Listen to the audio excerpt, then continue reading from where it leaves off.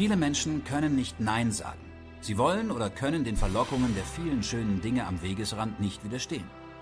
Um kurzfristiger Vorteile willen verlieren sie ihr eigentliches Ziel aus den Augen. Ein Experte muss aber nicht nur wissen, was er will, er muss auch wissen, was er nicht will. Die Fähigkeit zur Konsequenz trennt die Spreu vom Weizen. Ich krieg schneller hin, Leute. Ich krieg schneller hin. Es ist ganz einfach. Safe. Die einen kaufen Eintrittskarten zum Spiel, die anderen entwickeln das Spiel, machen die Regeln und verkaufen die Tickets. Entweder führen sie selbst Regie in ihrem Leben oder ein anderer tut es. Was liegt ihnen eher?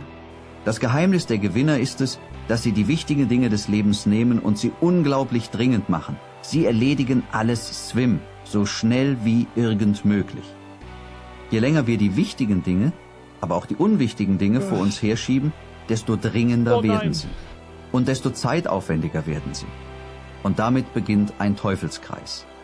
Denn jemand, der sich ständig um dringende Dinge kümmern muss, die dringend geworden sind, kann sich nicht ausreichend um die wichtigen Dinge kümmern.